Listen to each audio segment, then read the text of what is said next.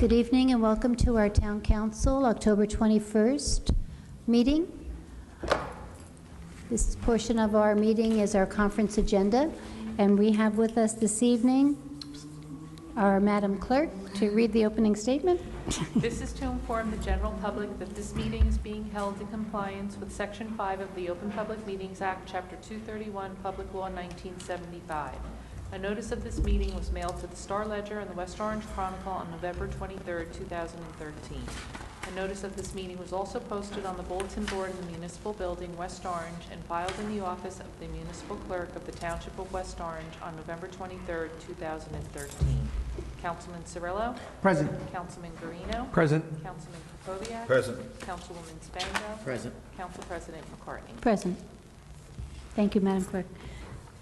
So on our conference agenda this evening, we have with us this evening our Essex County Surrogate, Theodore Stevens, to give us our annual update. Welcome.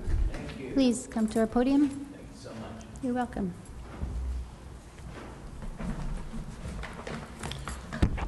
Council President McCartney, members of the council, good evening, and members of the public, I should say, good evening. It's my pleasure to come before you at least once a year to give you an update about the Surrogates Court. As I've told you, as I mentioned in the past, that when I was running for office, it became clear to me that so few folks really know what the Surrogates Court does, that it was incumbent upon me to kind of come and to spread the good news, so to speak, about the work that goes on there. And I was very blessed to inherit a tremendous staff that has grown ever so slightly, but in order to better serve the needs of the public. Just for those who don't know, the Surrogates Court is a court, not an office, as people often refer to us. I'm the surrogate judge, and I handle the probate of non-contested estates with wills, administration of estates that don't have wills.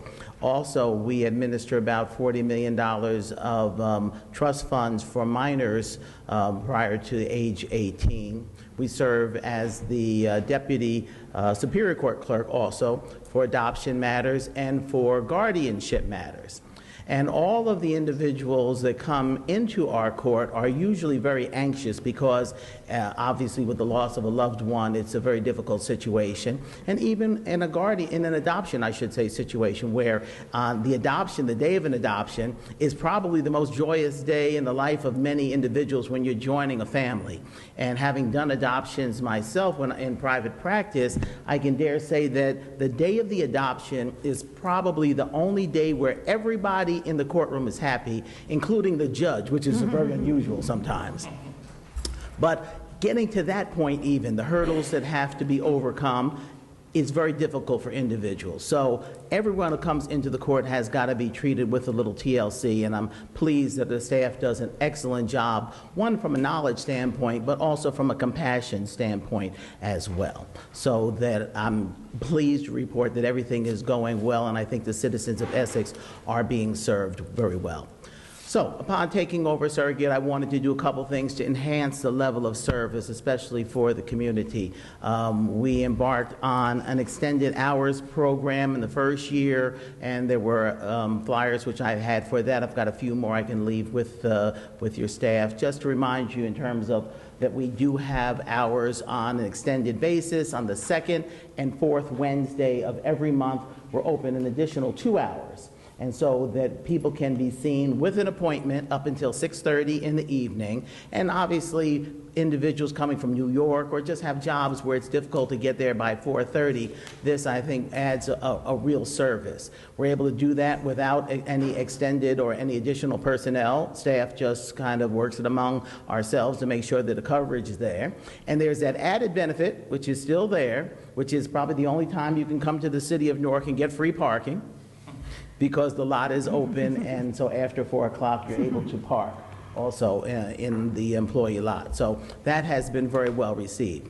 Last year we enhanced our website because you're not in business if you don't have a website these days. So our website has become much more robust than it used to be. The attorneys find it particularly helpful, and individuals will as well, because almost all of the forms that you would need to fill out can be downloaded from the website, in fact, filled out online, and then printed, and then it gives people an opportunity to bring the form with them and gives them a better understanding. If they have questions, they're able to ask questions before coming in, and it also shortens their stay because they don't have to fill out the forms there. They can fill it out prior to coming down.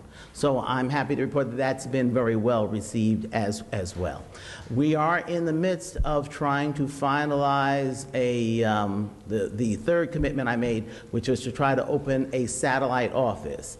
And I think, Madam President, you'll be happy to know that we're trying to focus in and dot the I's, cross the T's, to open our satellite office here in West Orange, where we hope to have it up at the satellite office. It's currently up at Cody Arena. And so it's, we have not finalized everything yet, but it looks like we're going to be able to do that, hopefully, so that at the beginning of the year, that will be available. Thank you. Obviously, no, thank you. Yeah, well, very convenient, thank you. It is very convenient, and it's going to be a real benefit, especially in the winter months, we think, for individuals who just find it impossible to come to the city of Newark. Then we can meet them at least halfway in West Orange. And so there'll be more information coming out about that as well. So that's basically what we've been doing, and it's fortuitous for me being here today because probably no one knows that this is National, and let me make sure I get it right here, National Estate Planning Awareness Week. My. This happens to be the very week. That's why, of course, I picked West Orange to come to during the Estate Planning Awareness Week. And in '08, Congress passed legislation to declare this week as such. So the third week in October is we're going to celebrate, if you will, the need for individuals to concentrate on their estate plans. I was fortunate to have a joint press release issued with Congressman Payne and with Congressman Ceres, and hopefully before the end of the week we'll have it with Congressman Freeling-Heisen as well, just to underscore the importance of individuals focusing on their estate plans. We recommend that all individuals have at least 3 documents: a living will, of course, a power of attorney, and the will, which then they all have different functions, which I'd be happy to explain to folks at a later day. I don't really want to go to a tutorial right now with all the important business that council has. But it's particularly important, I think, to look at the documents. I'm sure most people have them, but they need to be revisited from time to time, especially the power of attorney and the will, because in this age, if you did a will 10 years ago or 5 years ago, you probably didn't cover something which is important in everyone's life, which is your digital assets. Oh. You know, everybody has passwords, whether it's on their online or whether their phone, and probably an old power of attorney doesn't mention anything about that. And it needs to be specific in order to give people the power to access those, because some people only handle business online, and without those passwords or access to that, it becomes very difficult to really handle the estate. So I would recommend that everyone in this Estate Awareness Week revisit those documents and make sure that they are up to date. And if you need assistance, if you don't have an attorney that you can help with, then you can always contact the Attorney Referral Service at the County Bar Association in Newark, and they'd be happy to assist. So that's all I have today. I have a few goodies I'll leave for you, if just to remind you that I'm still here and I can answer questions, so I'm only a phone call away. If you have any questions, I'd be happy to entertain Actually, I them. do, and that was plenty of good news, so thank you, and I'm happy you were able to make it here this evening. When you mentioned guardianship, in your office, or you personally, we have a group here in West Orange called Parents Advocating for Special Education, Special Services in Education, and that really is a very important topic as children age out of the school system. Sure. Would you, or do you have the resources that someone could be a guest speaker at one of the meetings, one of these past meetings? I'm almost certain that we can make that happen. Okay. I'd be happy to come if I can. If not, I'm sure that my deputy would be available. Great. Guardianship is another area that I could have spoken about, because the Chief Justice Rabner, the big boss in Trenton, has made it an absolute requirement that all surrogates revisit and redouble our efforts to make sure that there's compliance among guardians in terms of filing annual reports and things like that. it's very difficult, as anybody who's ever been involved with caring for an elderly person or someone who needs guardianship, that your main concern, of course, is caring for the person.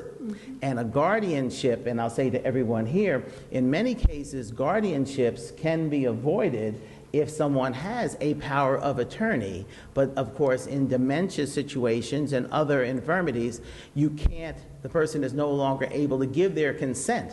So what they could have accomplished through a $500 or $1,000 document, which may sound expensive, is nothing compared to $5,000 or $10,000 for a guardianship that is a court case involving filing a complaint that takes months to accomplish, that takes 2 doctors to certify that the person is in need of a guardianship, all of this while you're in the midst of trying to care for them.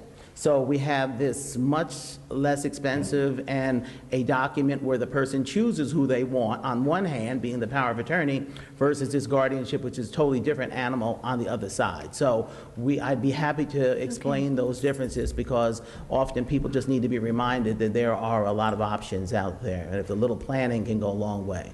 Great, good. Then we'll keep in touch. Please Thank do. Thank you. Any other questions? No? Thank you. Okay. Thank you very much for your time. You're Appreciate very it. Thank welcome. you. Thank you.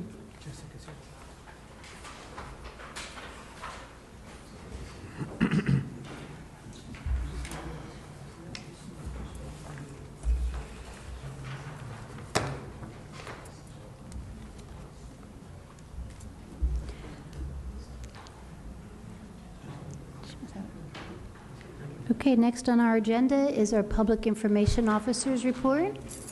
Quite extensive. Okay, I have this back. Okay, welcome. Hi. I have all the visual aids that go with that.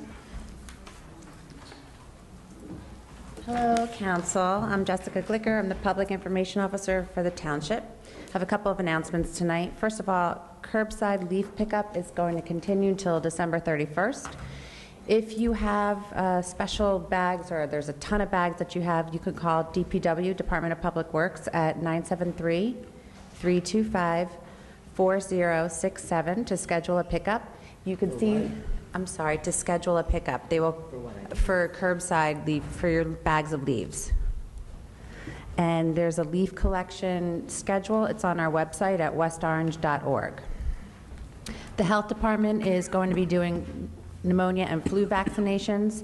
They're going to be available to residents 18 years and older. You can go onto westorange.org for complete information and to see if you are eligible for these vaccinations. On Thursday, October 23rd, from 6:30 to 8:30, Mayor Parisi will hold open office hours. There is no appointment necessary. The public is invited to come and talk to the mayor. The deadline to vote by mail for absentee ballot is October 28th, sorry, for the November 2014 election. Thank you, Clerk Karen. Okay, on Saturday, October 25th at 5:30 p.m., the Thomas Edison National Historical Park will host the Muckers Ball. So information about that can be found at www.FOEdison, that's friendsofedison.org. You could purchase tickets there, and also, did you say that already? No. And also this is your visual become a aid. member, sure. Become a member, but Susan. This is the visual aid to go with that announcement. Okay. Okay, great. On Sunday, November 2nd, from 11 a.m. to 3 p.m., we're going to have West Orange Shredding Day. It's for all West Orange residents. You must provide proof of residency. There's a 4-box limit. It's going to be at the Environmental Center at 590 Mount Pleasant Avenue. On Tuesday, November 11th at 11 a.m., we're going to hold our annual West Orange Veterans Day ceremony. It's happening at War Memorial Park in front of Town Hall, 66 Main Street. You can help West Orange High School win a grant for Celebrate My Drive. It's a commitment to driving safely. You can encourage the state, it's a State Farm grant, and everyone's encouraged to go to www.celebratemydrive.com every day until October 24th to cast your vote to win $100,000 or $25,000 grant, and you can vote as many times as you want. On Friday, October 24th, from 3 to 5 p.m., we're hosting pumpkin painting at the Farmers Market in Quigley parking lot. You have to reserve a pumpkin, or BYOP, bring your own pumpkin. And to reserve your pumpkin, you can email downtown@westorange.org. When you do that email, please provide your child's name. Another visual aid, Jess, here's another. Another visual aid. Susan's got all the visual aids. Okay. Speaking of the farmers market, there's only 2 Fridays left. That's this Friday and Friday, October 31st, which is Halloween. So don't forget to go on these last 2 Fridays. Again, it's located at the corner of Harrison and Eagle Rock Avenues in the Quigley parking lot. Speaking of Halloween, Mayor Parisi is inviting everyone to the Halloween happening on Thursday, October 30th at Liberty Middle School. The Goblin Parade and Costume Contest starts at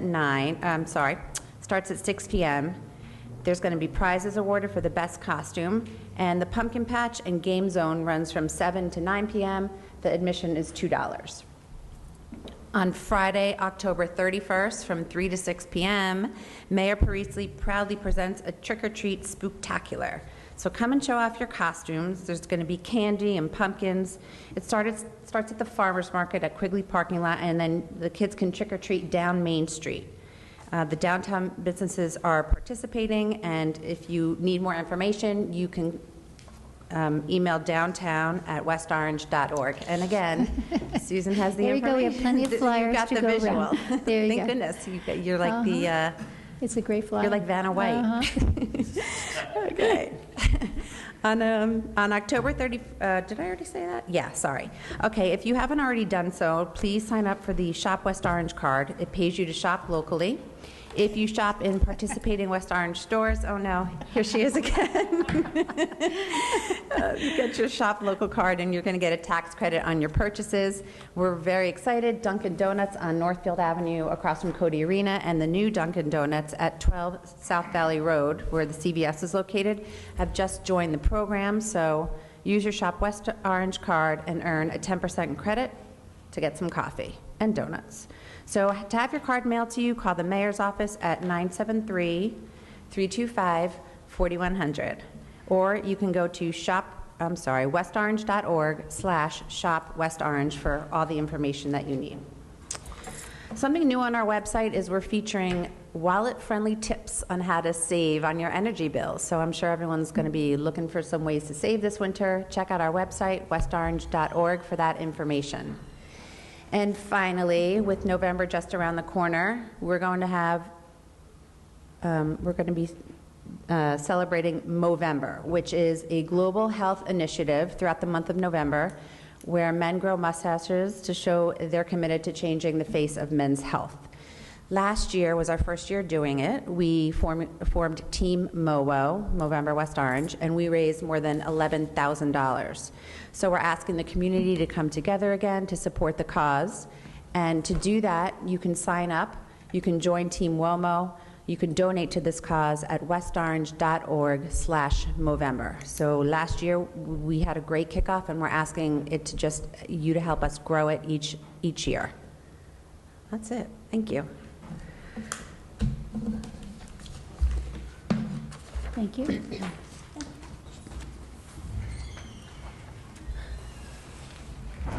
I do have other announcements. I received a notice this morning from the Board of Education to let everyone know that former superintendent of schools, Dr. Ted DeLessio, passed away. Dr. DeLessio, was superintendent of schools from 1967 to 1984, and prior to that, he had been a principal at Hazel Avenue School. Dr. DeLessio had also been a member of the West Orange Town Council from 1962 through 1967. Visitation will be at the Bailey Funeral Home, 8 Hilltop Road in Mendham. In lieu of flowers, donations can be made to the Alzheimer's Society or Autism Awareness. The only reason I had this Shop West Orange card, not as a visual aid for Jessica, but it worked, is because yesterday, Regal Bank, one of the sponsors of this card that helped manufacture this card and kick off this campaign program, donated funds to the Girl Scouts, the VFW Post 376, West Orange First Aid Squad, and a donation to the Environmental Commission. So I wanted to publicly thank them for their contribution. The other announcement I have is that at our last council meeting, there was a planning board recommendation to formulate a committee. I did send out the letter on behalf of all of the recommendations made by the planning board on the parties that we're recommending should serve on that committee. So I'm going to leave that to Councilman Guarino to pick up that charge and put that committee together. Thank you. Okay. Any other announcements? Councilman Guarino. I'd like to make an announcement as part of the Downtown Alliance. I notice our executive director is here. Just want to make an announcement to the Township of West Orange that shows continual faith in the township and the growing, thriving community that we are. Pleasantdale Ambulatory Care just took over the imaging center across the street, 61 Main Street. This company has invested $4.5 million in renovations and equipment in this urgent care facility and is looking to become very much a part of the Township of West Orange. I spoke to their partners, and they feel that West Orange gives them an opportunity to grow, to also invest themselves in the township and be part of the community. And I've put them in touch with our executive director, Ms. Brill, and they're going to be an active member of the Downtown Alliance. So I just want everybody to know that it goes to show you that people have faith in the township and people are willing to make an investment in the township. And this is a major investment in the Township of West Orange, especially an ambulatory urgent care center, which I've always felt is needed in the Main Street corridor. So you can find them online, and they're at 61 Main Street. Thank you very much, Council President. Great. Any other announcements? Okay. Nope. Okay. Seeing none. Madam Clerk? This is to inform the general public that this meeting is being held in compliance with Section 5 of the Open Public Meetings Act, Chapter 231, Public Law 1975. A notice of this meeting was mailed to the Star-Ledger and the West Orange Chronicle on November 23, 2013. A notice of this meeting was also posted on the bulletin board in the Municipal Building, West Orange, and filed in the office of the Municipal Clerk of the Township of West Orange on November 23, 2013. Councilman Cirillo? Present. Councilman Guarino? Present. Councilman Krokoviac? Present. Councilwoman Spango? Present. Council President McCartney? Present. Would everyone please rise for the Pledge of Allegiance? I pledge allegiance to the flag of the United States of America and to the republic for which it stands, one nation, under God, indivisible, with liberty and justice for all. The council is now in their public meeting. Thank you, Madam Clerk. First on our agenda is our public comment. If anyone has a comment, please come to the podium. State your name and address.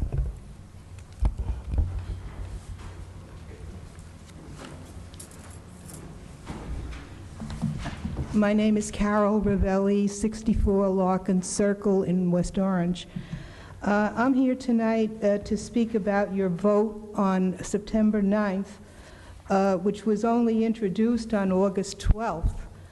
And this was the middle of summer when West Orange was a ghost town, and only 3 people voted on this resolution.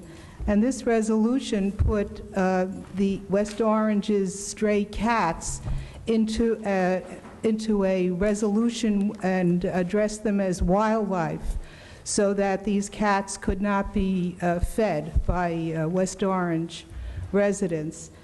And as I said, this happened, I mean, I just found out about this, and it happened over a month ago. And, you know, it was in the middle of summer when everyone was out of town and people were trying to get their school year started.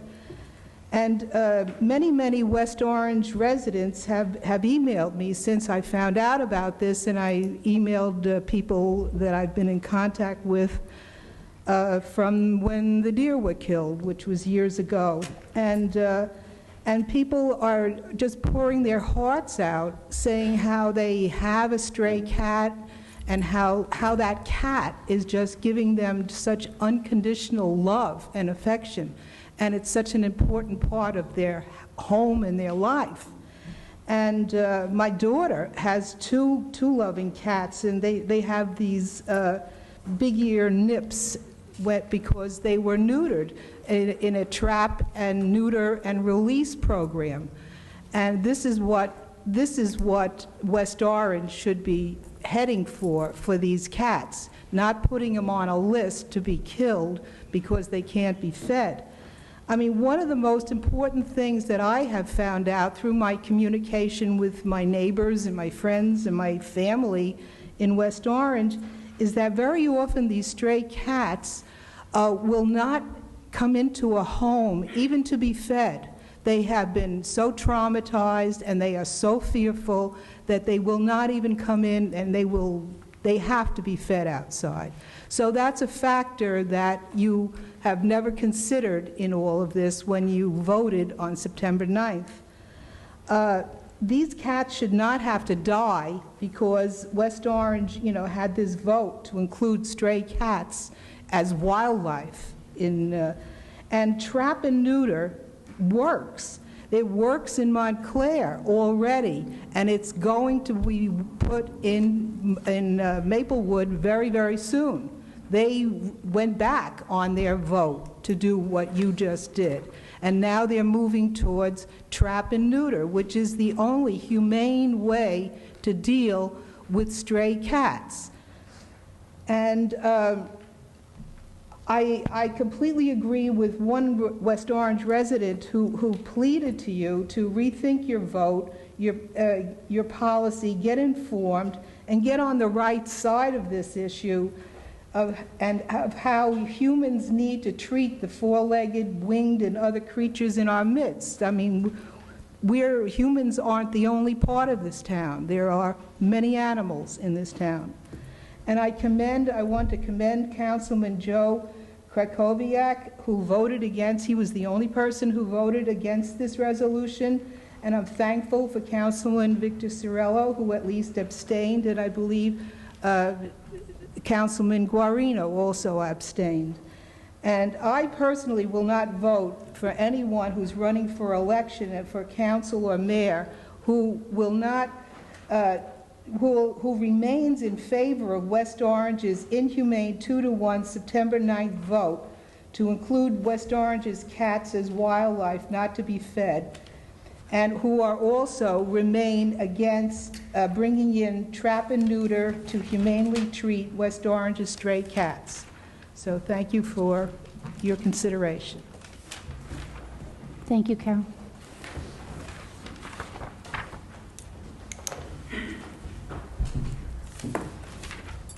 Good evening. Sally Malanga. Can you say your name loud and your address? Sally Malanga, 57 Ridge Road.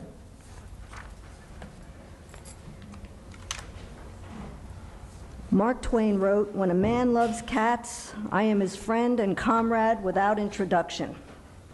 I would like to speak out on the topic of the town's recently passed ordinance that intends to prevent caregivers from feeding feral cats. This ordinance interferes with the humane treatment of animals, and I'm asking for it to be amended. I also want to condemn the intention of our health officer to round up and kill these same cats, America's most beloved animals. This campaign is based not on science or logic, but on emotion. Once you start killing, it never ends. We've had to endure the unscientific deer hunt, a bear hunt just north of us, and now this cat killing scheme. Killing for convenience is bad policy, and we have to live with the discomfort of having our young animal control officers kill free-living animals when instead we as a community can choose alternatives. Just last week, a gorgeous black cat with a white chest appeared on my back porch, and I watched it eat the food, give itself a bath, and trot away. It also needed to be captured, neutered, and released, and I need someone to help me with that. Our best strategy is to use both our compassion and intelligence to adopt a TNR program like Carol is recommending, like our neighbors in Montclair are doing successfully and humanely, and I would applaud you for amending the ordinance to forestall any cruelty at hand, support the caregivers we have in town who are passionate about taking care of the animals. They are a fantastic resource for us, and authorize TNR within 30 days. And I really would appreciate hearing your response. Thank you.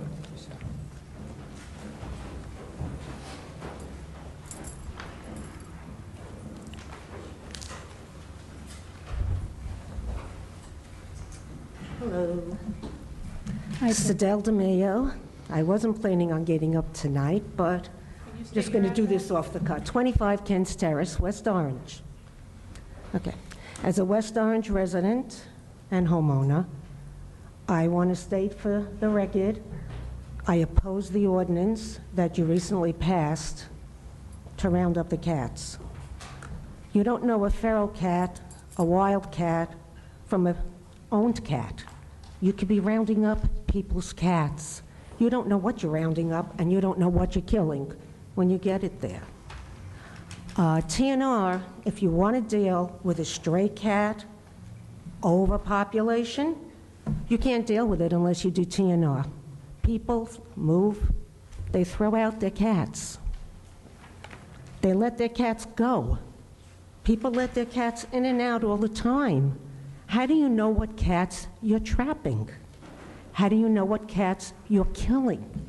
And this ordinance will do absolutely no, it makes no sense. It will be totally ineffective to control the stray cat population. As you all know, I was involved with the Canada goose population.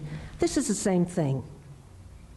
It comes down to the fact of spay and neuter. They cannot have any more kittens once they're spayed and neutered. The population does go down. What I would like to ask for is a presentation by somebody very knowledgeable about TNR so you can learn about it, so you can get all the facts, all the figures, see what other towns are involved in this. Kearney has just adopted the TNR program. There's many towns going this way because they're finding out it's the only thing that controls the population. And these cats will be neutered, they will be released, and they will have rabies shots again and again with the town's permission and help. Because without the towns educating people, just like with the Canada geese, without the town behind it, it can't work. The town has got to educate the residents that if they let their cats out, they're going to be killed. If they're picked up, they're dead. Those cats are gone. Let them know this. Don't just do this undercover. You have to let the residents know what you're doing. I didn't see a town-wide that they're setting traps, that they're catching cats, and that they're killing them. I am so against this, and I will fight this till the finish. I hope you will listen and let somebody bring you some real information. And if you really want to solve the problem, that's the way you'll address it with TNR. You can't just round up cats and kill them. There'll be more, just like the geese, and more, and more. Thank you. Thank you.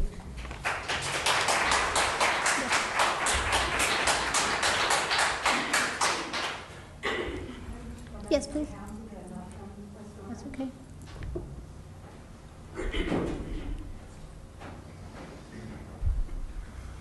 Good evening. It's nice to see you, Madam Mayor. Always happy to have a woman at the helm. Thank you. Council President. My name is Janet Pizar. I live at 186 Main Street in Millburn, New Jersey. And may I please offer you a slightly different point of view. Many townships are looking at the cats as a big problem. What I'm offering you is to look at them as the symptoms of the problem. The problem are the owners who have been irresponsible and fail to spay and neuter their pets, that they dump them outside and then just ignore them. They move out of town and they abandon their pets, illegal behavior. What the cats represent are the victims of humans' irresponsible behavior. And what I hear in the ordinance to make illegal feeding the cats is punishing the victims. It's also punishing the people who have the sensitivity and the compassion to help the victims. At the same time, when you make those people's behavior illegal, you fail to address the actual, genuine, illegal behavior of dumping and abandoning pets. This has been an unenforced law in every town that professes to have a cat problem.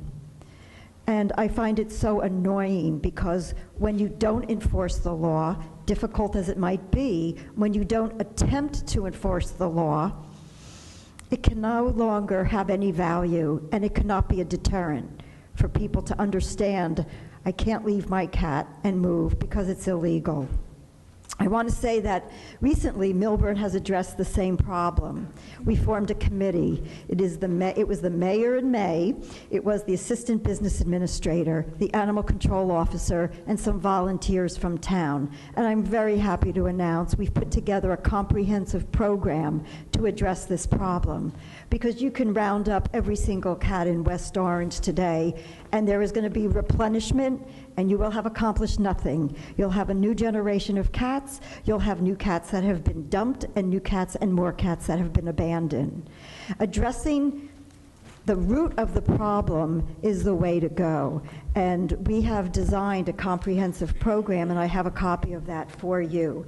The other thing that I'm leaving with you tonight is information from really the premier organization for cat protection, and that is Alley Cat Allies. They have a very comprehensive website. They have a book, How to Help the Feral Cats, door knockers, to tell the people in the community, this is what's going to be happening. People are going to come in, we're going to trap and neuter and re-release the stray and feral cats. They will be inoculated for distemper and rabies, and they will be ear-notched to identify them. Not to feed the cats will probably succeed in reducing some of them. They will be malnourished, they will starve, they'll succumb to the winter elements, they'll be more susceptible to predation, and even some of the cruelties that we know happen. And if you were to, again, get rid of all these cats, you will achieve nothing until you address the causality. Millburn has decided they're going to go into the apartment houses, contact the owner of the apartment houses. That's where the transient residents are. That's where people's turnover is so great and the cats are left behind. We need to communicate with the tenants, and we need to communicate with the residents.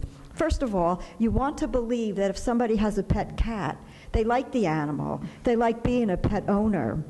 So it's education. Let them know when you fail to spay and neuter your cat, you're creating a burden for the community and a terrible hardship for cats, subsequent generations. A life on the street is harsh. There's an average of 2 years life expectancy for these stray and ferals on the street because of the malnourishment, because of the predation, because they get hit by cars. So you can see, if you have a cat issue, the ones that are dying off every 2 years are being replenished.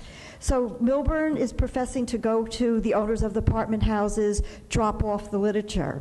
People don't realize when you dump your cat, you're creating a terrible hardship for that cat.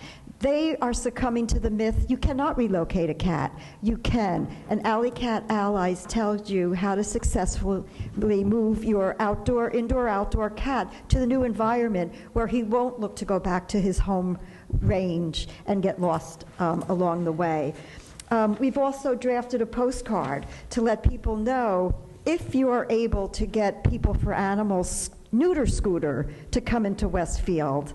You know, you can let them know with a door hanger, and then you can let them know with a postcard. It's coming to your neighborhood.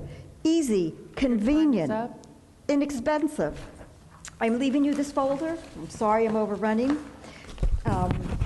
And some letters to the editor that have recently been published, and the door hangers, the book, and please sit down together, watch this wonderful DVD. It is so enlightening.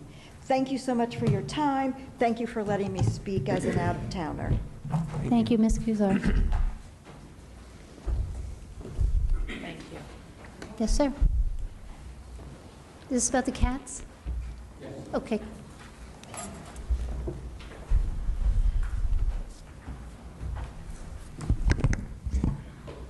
Good evening, ladies and gentlemen of the council. Kevin Malanga, Ridge Road, West Orange. I was going into a meeting at work this afternoon, and I told my colleagues I had to leave early to go to a council meeting. And my colleagues know me quite well for my involvement in municipal matters, and they said, okay, what are you fighting this time? And I said, my town wants to trap cats. And before I could finish, one of my colleagues says, she lives in Great Neck on Long Island, she says, my town does that. She says, they trap the cats, they spay and neuter them, and then they release them, and people feed them for the rest of their natural lives.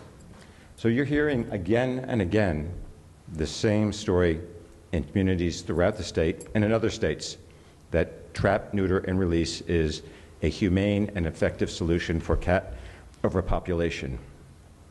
And you may have heard arguments about a health issue involving stray cats, a rabies issue. I was looking at the New Jersey Department of Health and Senior Services website today, and it lists the reported cases of rabies of various animals throughout New Jersey by county. And in 2009, Essex County, 0 cases of rabies. 2010, Essex County, 0 cases of rabies in cats. 2011, 1 case of rabies in cats. 2012, 0 cases of rabies in cats. 2013, 0 cases of rabies in cats. 2014, 0 cases of rabies in cats. There's no real health issue involving cats, rabies, and humans. In fact, in the entire country, perhaps 2 to 3 individuals, humans, die from a rabies infection. I urge you to reconsider your ordinance. I urge you to support trap, neuter, and release. Thank you. Thank you.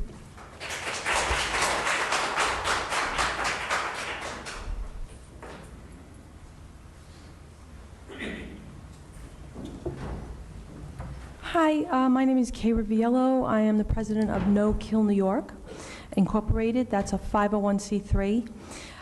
We are a shelter and pet dealer investigative nonprofit. We also rescue. And we are an animal rights group. We stand for the rights of cats in a court of law that would represent their best interests. Thank you so much for having a non-resident here this evening. I just wanted to go over some of the legalities. One of the most alarming aspects of this ordinance that you passed was that people are banned from feeding cats on their private property. Certainly that could spark a civil rights matter. Even if someone was violated for feeding a cat on their private property, that would literally be a violation of their right to life, liberty, and the pursuit of happiness on their own property. In the Fifth Amendment treatise by Washington State Supreme Court Justice Richard Sanders, he wrote, "Property in a thing consists not merely in its ownership and possession, but in the unrestricted right of use, enjoyment, and disposal. Anything which destroys any of the elements of property to that extent destroys the property itself. The substantial value of property lies in its use. If the right of use be denied, the value of the property is annihilated and the ownership is rendered a barren right." Founding Father John Adams said, "The moment the idea is admitted into society that property is not as sacred as the law of the divine, and that there is not a force of law and public justice to protect it, tyranny commences." Property rights activist Wayne Haig said, "If you don't have the right to own and control property, then you are property." Do the citizens of West Orange really want to be considered owned and property of the government? Does the city of West Orange really have extra tax dollars to expend on a state Supreme Court civil rights case? Even if someone were to, the Fourth Amendment protects us from illegal search and seizure. you would get into the very murky area of administrative search warrants, as I'm sure you've reviewed when you passed this ordinance. This would be an administrative search warrant as opposed to a criminal search warrant. It's a very murky area. I'm from New York State. We do not even have a provision for administrative search warrants. If any citizen in West Orange wanted to commence a civil rights case for violation of someone going on their property with regard to feeding cats, we would assist them financially in finding legal representation in a civil rights case against West Orange. I could really bet that the city of West Orange and all of you do not want this. The case has already been made that there is no public health risk whatsoever of rabies. It is inhumane. It's draconian. Trap, neuter, release works. One cat, I just want to remind everyone, one cat neutered will have a decrease in 100 cats in the town. So that's very dramatic type of numbers, right? We in our organization, No Kill New York Incorporated, our website is nokill-newyork.org. We can offer help to the city of West Orange. We would love to come in with our materials, with teach-ins. One of the residents had said that that they would like more training. I'm personally rescuing cats for 22 years. We could come in and teach in schools, to children, to your civic associations, with literature as well. Can I give my phone number? Sure. It's 845-856-7366. I did hear that you were going in the direction of trap, neuter, release anyway, and that this ban would be repealed. I'm so happy to hear that. And I look forward to hearing from anyone in West Orange that would like our assistance. Can you Thank state you. your name again? It's K-A-Y, and the last name is R-I, V as in Victor, I-E-L-L-O. Thank you. One letter off from Carol. Thank you so much. Okay, thank you.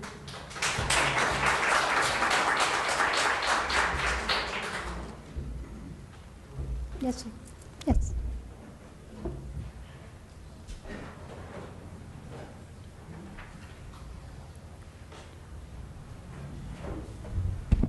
My name's Pat Gillerin. I live at 43 Sunset Avenue, and that is in Bloomfield. Bloomfield has just awarded a contract to Bergen Humane. They plan on doing trap, neuter, and release. The contract is for both animal control and shelter services. I've been doing trap, neuter, and release in Bloomfield by myself with no support from the town. There are lots of us out there who feed cats. We trap them. We take them to people for animals.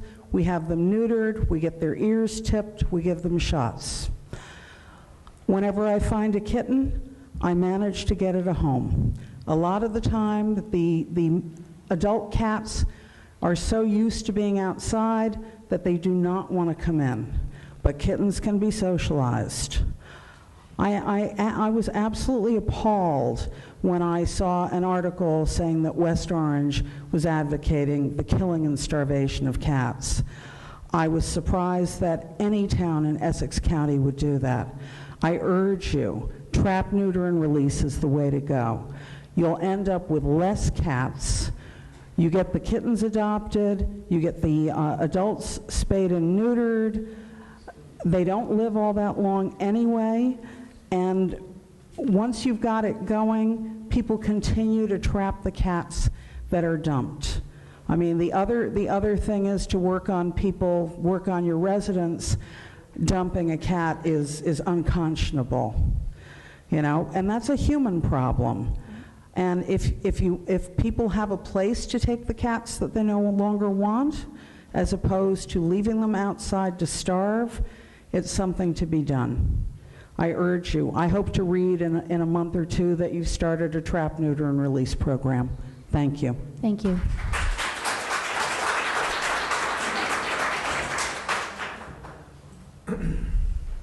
Any other comments?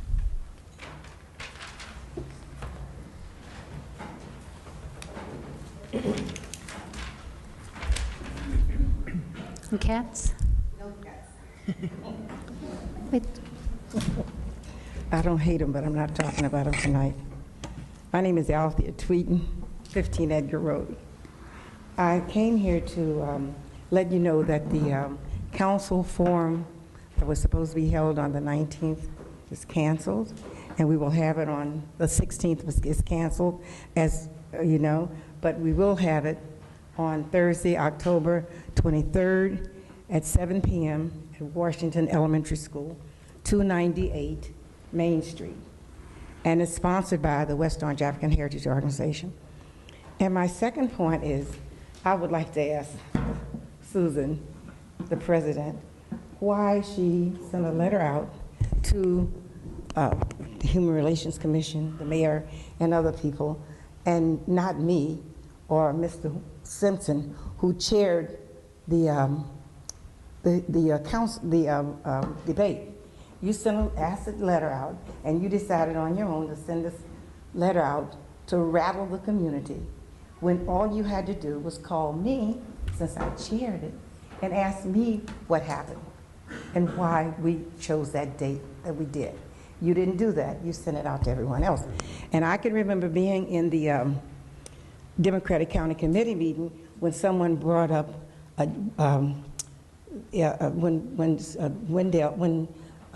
Sabina brought up something, and you told him that he had to follow procedure. He had to follow procedure about quick check and go to the zoning board and what he had to do. Right. Well, you should have done the same thing when you sent out this letter telling us that we did not do the right thing and we had the wrong date and we should have gotten it correct. Why didn't you call me about it? You failed to do that. So you should practice what you preach. And in this note, you said, in fairness to all candidates, I am curious to know why you have, this person's request was ignored. Please explain. Well, first of all, it wasn't your concern because you're the president of the council. And this was a debate for the council. Now, were you acting as the president of the council, or were you acting as a council person who's running for office? You had nothing to do with that. It was no concern of yours at all to send a letter out to the community about something that you felt was unfair. You should have contacted me because I'm the chair. Thank you. Welcome.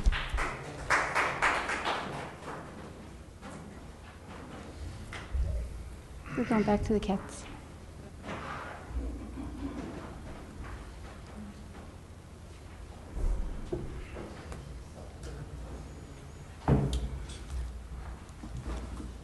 Hi, my name is Judy Steer. I live at 1026 Smith Manor Boulevard, West Orange.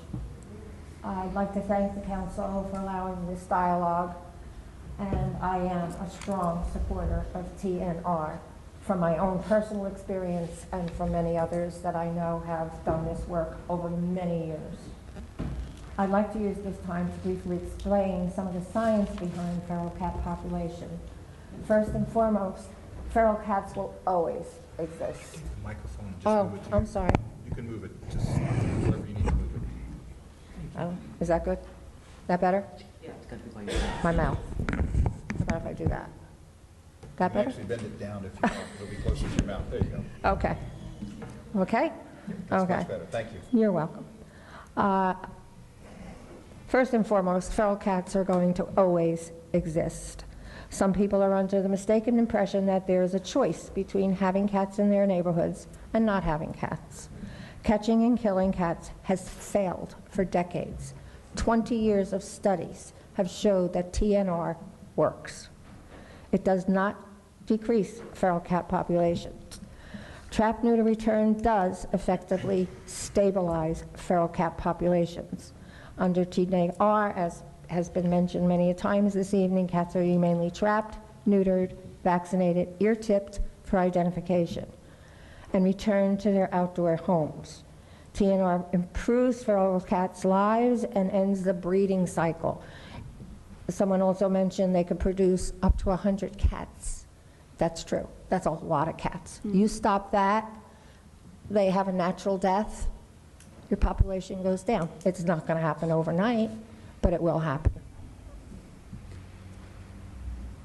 Colonies that are involved in TNR diminish in size over time.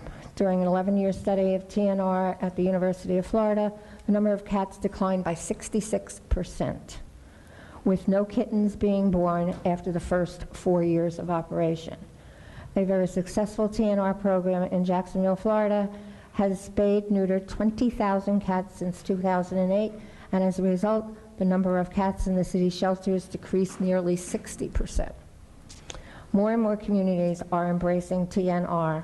According to a recent study by Alley Cat Allies, more than 340 cities and counties participate in TNR. Outdoor cats have been part of our landscape for thousands of years and always will be. I urge you to support. Also in a letter that I had written to the council, I suggested that those of us that do TNR register with the health department and perhaps over the years show our numbers that are being improved upon. I myself, when we moved here 16 years ago, there were a lot of cats. And I did have to put many down. Some I was able to find homes for. Some live with me. But I do think TNR is the proper and only way to go. Thank you. Thank you, Ms. Gill. Thank you.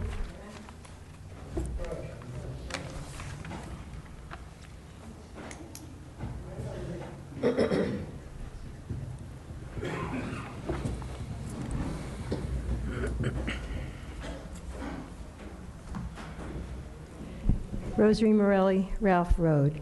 I'd like to begin by commending all these folks who came here tonight to speak about a cause that they're so passionate about. I think it's great. People take time out of their lives to come here. It's important. They're involved. To me, it's the democratic process. So I commend everybody. Whether we agree with the people or not, they have a right to be here. Madam President, I'd like to add to Althea's Tweeton's comments about this, what I consider inflammatory email that you sent out. I don't know what you could have been thinking when you did that. And to send it to like everybody. I was wondering if you got out of town. I never saw such a list. My name is on this list, and you need to tell me why you sent it to me and where did you get my email address. You invaded my privacy. I don't want your emails.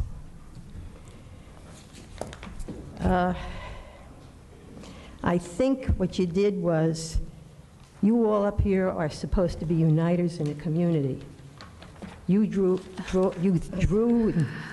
and lodged a wedge between factions in this town. You should be a uniter, not a divider. Second issue is, the mayor spoke last night about the bidding process for the EMS. Why can't it be discussed here? Now, if I understood him correctly, you can correct me if I'm wrong, did he say that one bidder pulled out? I think he opened the door, and we can discuss that issue here tonight. He did it last night. The other is the last mayoral election, town attorney Richard Trenk found it necessary to place couples of, I call them preppy young attorneys, at all the polling places. I'm hoping that doesn't happen this year. I don't know what his reasoning was. Does he think that we're rabble-rousers? We've got felons. We've got people who commit fraud in this town?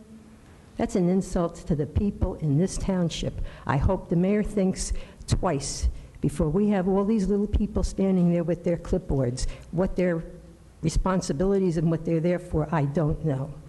Again, it's an insult to the voters in this town.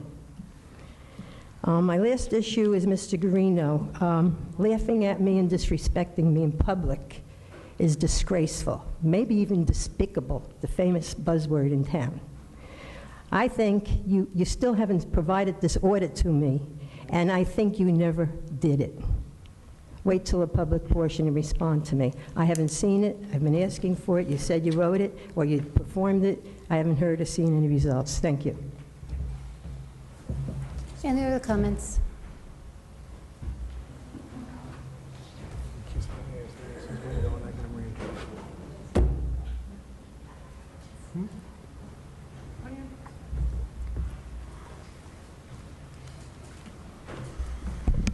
Hi, Mark Meyerowitz, 19 Howell Drive. Good evening.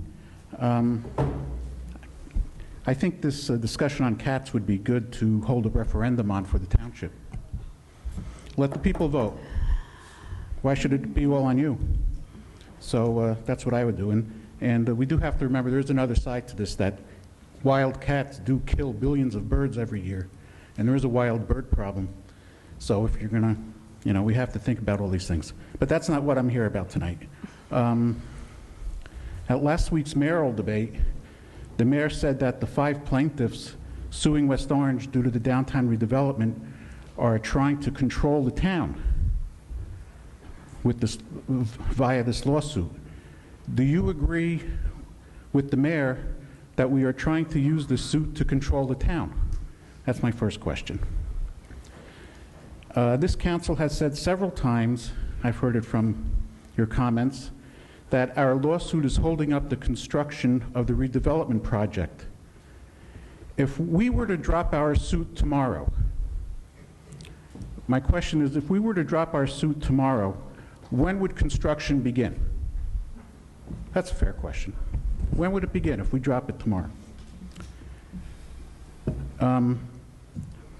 My last question is this. I'm concerned that the mayor, if he is reelected, will revive the $50 million bond issue that Mayor McKeon proposed and later withdrew a few years ago. Or that somehow the mayor can try to get the citizens of West Orange to pay for or guarantee the construction costs of the downtown redevelopment, because it appears that PRISM is in no position to pay for this, apparently. If there is some kind of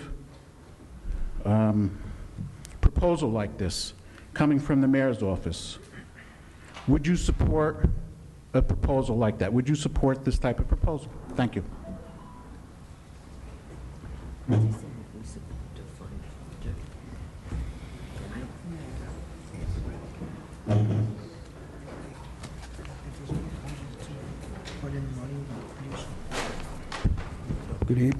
Good evening, Wendell Simpson, Hillside Avenue.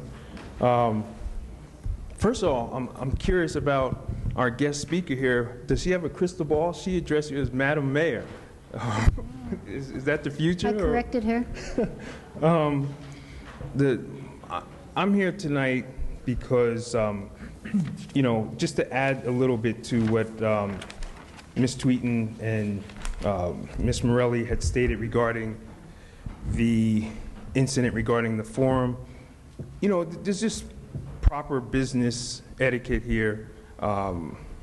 It's the same thing as where you put in play conflict resolution and you go through steps. That's what should have happened here. Ms. McCartney, I sent you an email. I didn't get a response. So, you know, it is what it is. I guess, you know, you have your opinion on it, and that's that. I'm not going to waste a lot of time on it because it's been my experience when you come before the council, you speak to members of the council, they ignore the residents anyway. So I don't want to give too much time in that. But I will say that here we are again. We have the animal rights organization representative here that said that they would also sue the town. So the council has a tendency to make decisions that constantly keep us in lawsuits. But again, where I want to divert to is that regarding they're talking about the people's voice. I have a letter here that was sent to the governor by a resident of the town, and they were basically complaining about the redevelopment. But what I found key, the government sent it over to the Division of Local Government Services, to the director, Thomas Neff. In one of the paragraphs, or almost the last paragraph in this letter, he says, as a resident, you have the right to question, your elected representatives about their actions. We strongly encourage you to find like-minded citizens and make your concerns known to the government body. We do that all the time. Now, Mayor Parisi, he has a different view, and based on the actions, I assume that most of the sitting council has the same viewpoint, that you are elected and you do what you want, and if we don't like you, vote you out. But it's not standard practice just to ignore the residents when they come before you and want to give input or express their wishes to you. Now, my closing thing that I wanted to address was regarding a lot of the shared services that this council has created ordinances with the school board when it comes to I had a big discussion with you guys regarding the concession stand when you wanted to spend $300-something thousand. You spent $400,000 for the light with the school. You floated bond for things with the school when you use it under shared services. I have a letter from State of New Jersey Department of Community Affairs, DCA, and it's from the director, Thomas Neff, Division of Local Government Services. He sent it to Commissioner Chris Surf when he was there. The letter is dated January 28, 2013.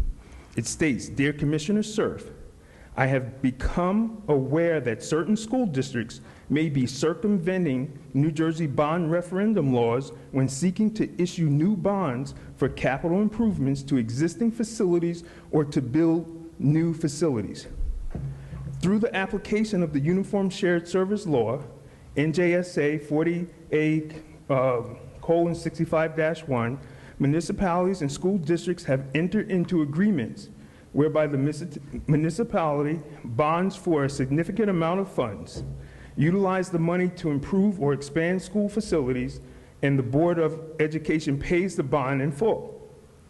The entities purport that this arrangement is a shared service because the agreement allows the municipality a limited use of the property, when in fact the actual purpose seems to be to bypass the obligation to bring the debt to the voters for approval.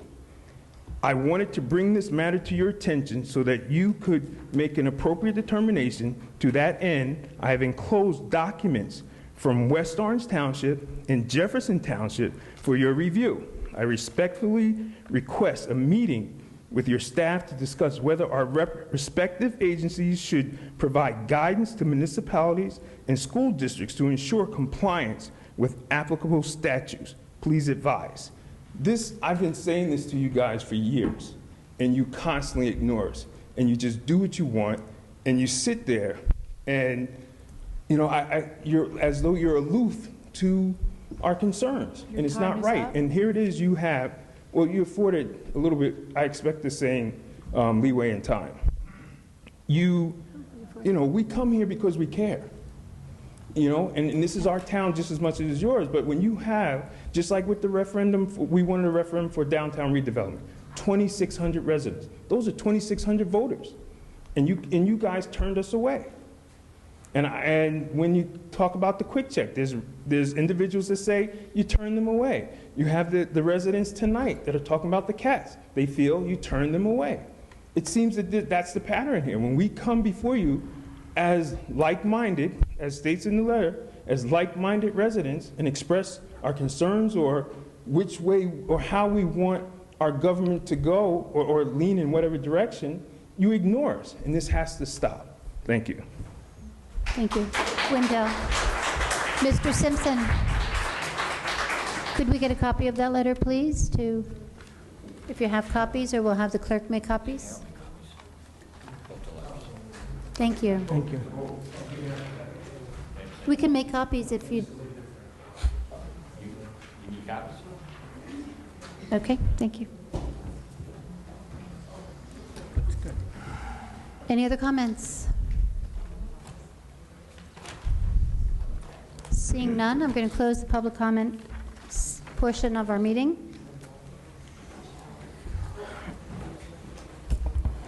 And address this cat issue. I want to start with a thank you. I really do think everyone that did come forward. This is becoming an educational outreach for all of us. I thanked all the residents that came at our last council meeting. It was the same thing. The residents that came to our last council meeting talked about having cats. They were feeding cats, but each resident said that they were taking care of the cats and they were finding homes for the cats. The notice that we got from the health department is a different story. So when I voted on that ordinance, and I'm sorry that you feel it's going to be a political football, when I voted on that ordinance, it was based on a statement from the health department. The health department had been going out to various, not just our apartments, I appreciate all the comments that you made, they were going out to various places all over town where people were leaving food out for cats. I could read the statement. It says, prior to presenting the ordinance, the new ordinance, the health department director determined that there was almost 500 stray cat complaints registered by residents asking for help in trapping these cats and stopping whoever was feeding and attracting them to the area. Based on that, that's what was presented to us, that it was creating a public safety issue. Contrary to what Mr. Malanga said, this statement also says that it was determined that from 2010 through June 30th, 2014, 80 cats have been tested positive for rabies here in New Jersey. Third highest animal behind raccoons and skunks. I feel that it was not the intent to debate, same thing that the health department said, it was not the intent to debate the trap, neuter, release program, because when I voted, I did say that we would certainly look at all of the areas all of the outlying areas to see what they were putting in place. At that moment, what the health directors told us at our meeting was that she was requesting the residents to stop feeding the cats, particularly if it's drawing hundreds of cats, and she had nothing to enforce that. This ordinance, the intent was to, basically what Ms. Cusar was talking about, we need something that is going to send the message to the residents that they are attracting a lot of cats and not taking care of them. Just feeding them is not helpful. It seems like the right thing to do, but they're not vaccinating or taking care of any of these animals. So when this ordinance came before me, personally, I would vote because I voted yes. When it came before me, it was presented to me as a public health issue. That's why I voted on the ordinance. But we did say that we would look at anything that was happening and amend the ordinance to put that in place. What I really appreciated tonight were, I think it's a work in progress. So Del, I appreciate the comments that you made talking about the resources, if there are resources available. Ms. Steer, we did receive your letter, and I appreciate that also. I like the idea of starting a volunteer group. We do not have the resources right now to vaccinate 500 cats. Oh, I didn't know the health director was here. Teresa, please join us. You're more intimately involved in this than I am.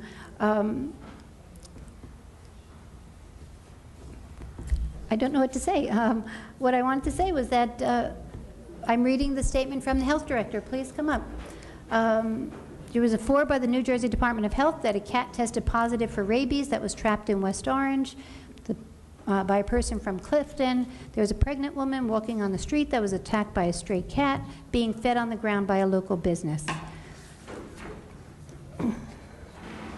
What I want to say is that just thank you, that this is a lot of information. And I know, after speaking with the health director, that this is just step 1 in the process, that it is certainly going to be expanded. I know that there's a CD. I don't know if it's the same CD that you have. We're not going to talk back and forth. I don't know if it's the same CD that was presented this evening, but we will certainly look at it. There was another email that I received about someone giving us information about a grant. These are all steps in this process that we will certainly look at a grant to put a system in place. What was presented to us, and I'm going to reiterate, what was presented to us is that we had an urgent need to address a public health issue. That's just step one. And now we can certainly take all of these comments that I appreciate and put them into play. Teresa. As I said... This is Teresa DeNovo, our health director. Yes. As I said the last time we were here, that my intent was to stop the indiscriminate feeding, because that's where we were finding the complaints were coming from. People just placing food out and attracting cats and having residents not wanting them on the property. And that's what I was trying to address at the time. We weren't going around looking for TNR programs in the township, and to be honest with you, I really am not aware of it happening throughout the township. At this time, it may be, but I have no knowledge of it. So what I had said I would do after we had people come was to look at all the information, and that's what I'm trying to do currently, to see what our surrounding communities are doing and see how we can come up with a program in West Orange, but it's not something that I can just do overnight. Right. People had mentioned other communities. One of them has taken, it took them 6 months to come up with something that they're going to then do a pilot program to see how it's going to work. There's a lot to consider, and that's something that I'm trying to do now, and look at the, the federal and the state and the local ordinances and programs that some of my colleagues have in other communities. So that's where I am right now. I just want to say, though, that the health department does not just trap and kill cats. That's not what we do. We follow state guidelines. You just can't trap a cat and kill it. We keep all of them for 7 days to give people a chance to reclaim them if they lost their cat. And we do work with our Animal Welfare League to do adoptions. We do a lot of adoptions. Everything is not euthanized in the township. So, Good. Thank you for that. I just want to say that. So we're looking at everything now, and if anybody wants to mail anything to me, I would really rather have it by mail so I can look at it and not have just email, because there's just too many emails for me to discern who they're coming from. So if you would want to mail anything to me at the West Orange Health Department, 66 Main Street, West Orange, New Jersey, 07052, I'd be glad to look at anything you have, and I am discussing things with our surrounding communities to see what they're doing and how it's working, and we'll have to see how that's going to work with West Orange. Thank you. And I think Ms. Kuzar has a whole package of information. I do like the door hangers about, again, an educational outreach and the feeding awareness policy. You can give that to the health director and speak to her directly.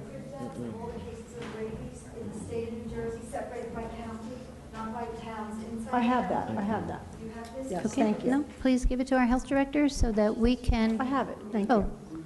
I thought you had a package and a CD and a... Well, that's right here. Okay, good. Oh, great. Thank you. Can I just say one more thing? The last reported case of rabies in the state of New Jersey, human rabies, was 2011. It was a Haitian woman that came to New Jersey, and they found out that the infection actually happened in Haiti. Just Okay. similar to Right, what happened right. with Ebola case. Thank you.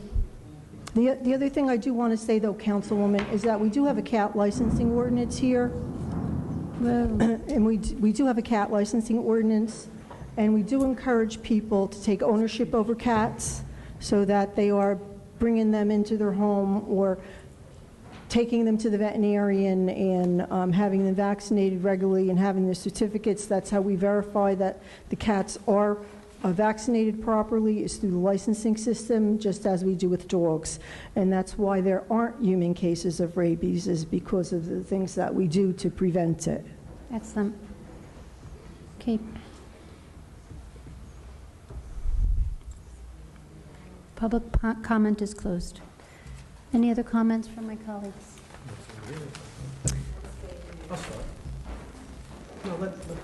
Sure. Well, let me just finish the comments that I have here that were made, other comments that were made this evening. Seems like Ms. Tweeten and Mr. Simpson are looking for an apology for not being included in that email. I guess the backstory, let me explain the backstory. The backstory is that one of the council candidates I met for the first time in the 33 years that I have lived in West Orange. Last Monday, on my birthday, I was at the mayoral debate, and after the debate, I introduced myself, and I said to the gentleman, see you Thursday. And he said, it's a major Jewish holiday, I will not be able to attend. I slept on it, and the next day I felt compelled to write a letter because our council candidate forum was scheduled 3 days later. So I wrote a letter to people that I remembered were in the audience there asking. It was a simple question. And there's a contradiction on what's being said about uniting people. What I was saying was that why would someone be excluded from a council, why would a candidate be excluded from a forum because he celebrates a major religious Jewish holiday? That was the question, period. Okay. You know, if I had it in front of me, I would read it. It was a simple question that said, I don't have it in front of me. I said, if I have a copy. I thanked, we're not going to go back and forth, but I thanked men, excuse me. Well, that is the truth. The truth is that men who make a difference, and I thanked men who make a difference. I thanked the West Orange African Heritage Group for producing an excellent mayoral forum. Althea, You want me to read it? no, I don't. Why not? You just said you would read it. No, answer the question. Tony, keep your voice down, Tony. Tony, this is an open She public said she would read it if meeting. she had it. Althea has it. Let her read it. This is an That's open all. public meeting, keep your voice down. Okay. Susan, you need to control the meeting, not the business don't. administrator. You're the officer in charge. Althea, if you have a copy of the letter, I will read my question. I did not, no, Wendell, I'll read my letter. No, let him read it. No, I will read my letter, because I said that I would read it if I had it with me. Rosary, please. I'm going to remove people. I will have people removed if you keep yelling out at a public meeting. That's not the decorum of this council. You cannot yell out at a public meeting. Go ahead. Mr. Sayers, she is the administrative officer. I don't think you should be standing up, yelling out to people in the audience. Councilman, I don't think people from the She audience is the should be administrative. yelling at the council. It's her responsibility. She's the council Okay. president. You have no legal role in the council meeting. There you go. Okay, there you go. I will read my statement. Excuse me, Jack. There will be decorum in this council chambers. It's not going to be a shout. I just made a comment that I would read my letter. This is a copy of the letter printed out. It says, hello, members of the West Orange Men Make a Difference African Heritage Organization, along with members of the Human Relations Commission. As sponsors of the mayoral and town council candidates forums, please let me say thank you for your work on producing a responsible, civil, informative, well-attended forum for our mayoral candidates on Monday evening. Though I responded to the invitation to attend the Town Council Candidates Forum, I discovered just last night at the West Orange High School LMC Library Media Center event that, I will read the name, Council candidate Irv Schwartzbaum explained to the sponsors his religious obligation to observe the upcoming major joyous Jewish holiday, Simchat Torah, on October 16th. It would prevent him from participating in the council forum. My understanding is that he immediately brought the conflict to the attention of the sponsors with a request to reschedule. I would recommend polling the council candidates to look at the following Thursday, October 23rd, though it is Diwali, or possibly the following week to avoid any conflicts in schedules. In fairness to all candidates, I am curious to know why his request was ignored. Please explain. Thank you. Please extend this message to any email address that should be included for consideration. I don't see that there was anything offensive in this letter. I was requesting why a candidate would be excluded. It was followed up. Excuse me, please sit down, sir. Thank you. Please sit down, sir. Thank you. Thank you. We are not going to have this conversation. Public comment is closed, and it is my turn to respond. Okay. Sir? Okay, you're just asking me to follow protocol, and now you are talking out. Jack, thank you. Sir? Good, thank you. Step inside. I just read the whole letter. I'm not telling the full story. That's the full story. Sir, please go outside and talk to Jack. Did you read everybody? No, I don't want that to you take a sent it to? recess. Did you read everybody that you That's sent what- it to over? It was an issue between just Please step one outside. You person. asked me to follow protocol. I am You did trying it to for follow protocol. political reasons. Point of personal privilege, all about politics. Council President, is it possible to take a recess? No. So we can relax? No. Thank you. I just read the entire letter, and here I'm being accused of not creating unity. What I was trying to do, there was nothing discriminatory in that letter whatsoever. It was a simple question that asked, why would a council candidate be excluded from the forum? That's why I added. Thank you for allowing me to follow protocol. It was a simple question.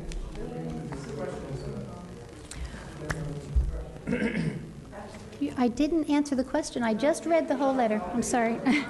I'm sorry. I don't know what to say. Okay, so right after that, all the council, I'm going to finish the story. Right after that, the council candidates were included in that letter, and each one responded and said that they would be available on October 23rd. And, wow. I am a council candidate. It is my business because I was concerned that someone was being excluded. And it was a question on why, if someone knew that there was a conflict, that was not recognized. That was the end of the story. That was the end of the story. If you're looking for apology on why you were not included, that's why I put the PS, say, please extend this to the other members of the organization for their consideration. I don't see how that is divisive because that was trying to include all the candidates. I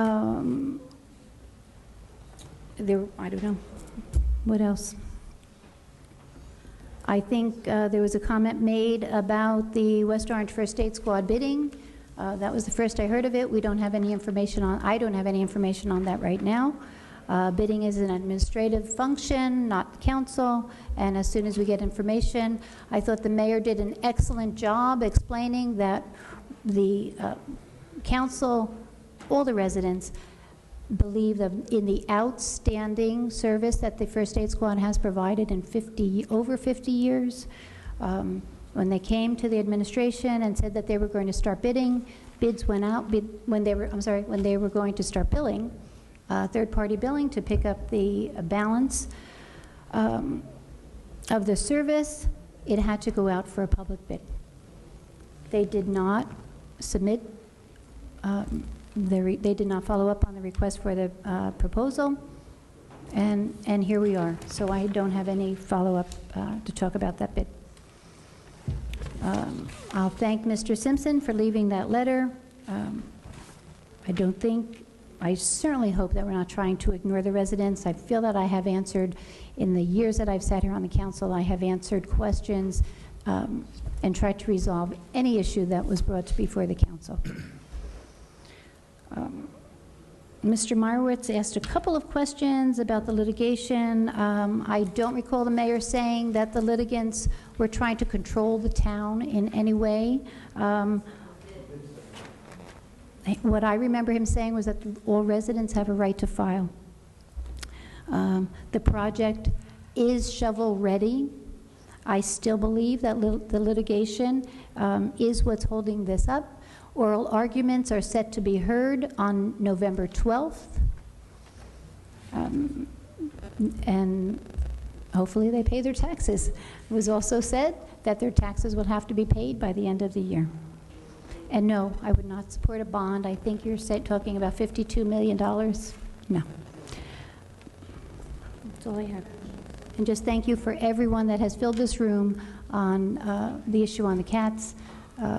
It's not over. Obviously, it's not over. And I thank the health director for coming out and really describing this as a work in progress. Thank you. Sir. Yeah. Come back to me. Okay. Yeah. Thank you, Council President. And I share that same sentiment. I want to thank everybody for coming out. Carol, Sally, Kevin, Judy. There's a constituent, Joyce, from Smith Manor Boulevard, who sent us also a very well articulated letter with stats. And you know what? Along with Kevin, I'm glad that we're becoming more enlightened on the issue, and that I'm also glad to hear that the director of the health department will be proactively seeking to implement a more progressive and humane program such as TNR. I think is the way to go. And I'm also going to recommend that if there is a public health issue, that perhaps a marketing campaign similar to the door knockers could be implemented or could be considered by the health department. In my neighborhood, I see feral cats, all the time. But like I said at the last council meeting, I would have a difficult time calling the town on my neighbor. I sometimes feed cats in the middle of a snowstorm. I have to.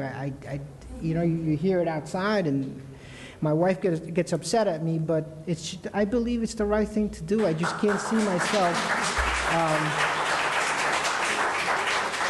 I can't see myself starving, a creature like that. And I was also glad to hear that, and I made this point during the discussion, that it's a way to control the population. Using TNR is a way to control the population, and slowly we'll be able to, bring it down to numbers that are no longer a public health issue, or does not pose a hazard. So again, thank you for coming by and sharing your stats, your opinions, and your thoughts. And as a community, we'll move forward, and I'm confident that we'll do the right thing. Thank you. I just want to let everyone know that the health director just stepped outside with a few people that just spoke. If anyone would like to follow up with the health director, she is right outside, and there is a conference room down the hall. If it's available this evening, hopefully you can share your comments and concerns. And one more point I want to make, and I do think that the citizens that come out and express their opinions on our policy issues. I like this line by Mr. Simpson: as a resident, you have a right to question the decisions of your governing body. That's an American right. That's an American given right that I thoroughly respect. And sometimes we may agree, sometimes we may disagree, but at the end of the day, we're listening. And Mr. Meyerowitz, on that issue, on the battery factory, and I told Kevin this a long time ago, I would never support a direct contribution to that initiative. So that's my answer to that. Thank you again for everyone that came out. Okay. Come. Ladies first. Ladies first. Oh, thank you, Council President. I would like to thank everybody, too, who came out tonight with the cat issue. I mean, I see your compassion, and I was one of the yes voters, but I am thankful that tonight what was presented, it's educational. I will stand by Council President McCartney. I did vote that way because I did also agree that it was an urgent need to address a public safety issue. But I'm certainly willing to, like Mr. Mayo said, maybe have a presentation for TNR, and it is a work in progress. Maybe we can move forward and do it and deal with this, I don't want to say problem, but issue in a better way than what we have decided. So I would be willing to relook at that, and thank you. Like I said, I really looked at it more of a public safety and health issue. So I thank all of you for coming. The only other comment I want to make is, Mr. Meyerowitz, I would certainly never support a full $52 million bonding for that project. And what? Don't. And I think that is it. But I would be willing to relook the TNR program. Thank you. Thank you. Councilman? My turn? Yeah. Thank you. Thank you, Council President. I thank all who came tonight to talk about the cat situation. On the record is I abstained from because I felt we didn't have enough information. Of course, I don't want to see any cats or any animals starve to death. And I felt we needed more information. I felt, we need to know more about TNR and to understand what we can do as a community. And I thank you all for coming out, because we need to be careful. We need to think twice. But you have to think about both residents. You have to listen to both sides of the story. People that are in favor of it and people who are not in favor of it. But I didn't feel we had enough information, and along with Councilman Cirillo, I abstained. I felt we needed additional information for this program. So I thank you all for coming out tonight, and we'll work on it. We'll get it all together. We'll make it right. To Mr. Meyerowitz's thing, of course, I would never vote to use the township money to fund a construction project. That's not the economical way, and that's not the financial astute way to do it. So I think the township, as a council, that's the way we feel. To Mr. Simpson's point, I'm not aloof. I don't think any of my council colleagues are aloof. For 34 years, I've been involved in this community. I volunteered for many organizations and started many organizations. Okay? When I think through things and I look at legislation, I look at it what affects the entire community. When you talk about the Board of Education projects that we've done, the projects were done with capital money from projects that were funded, and the projects came in under expense. So we saved the Board of Education, because if you look at the usage of the field, of all the facilities, the Board of Education uses it less than Mountaintop, than PAL, than any of other recreation programs. So it's a benefit to the township, what we do with money that was paid for 15 or more years ago. Okay? You're saving the Board of Education from bonding, because don't complain about your taxes, about your Board of Ed expenses, because this saved the Board of Ed from going out and bonding it and forwarding on the expense to you as taxpayers. The administration was able to use money from projects from many years ago that was already paid for to basically make the facilities for West Orange, for our rec program, for our students, for our kids, and it's shared by everybody, not just by the educational organization, but by Mountaintop, by PAL, anybody who wants to use the facilities, those what they're there for. So the shared services agreement, basically, yes, we're helping out, and all organizations are getting the benefit of it.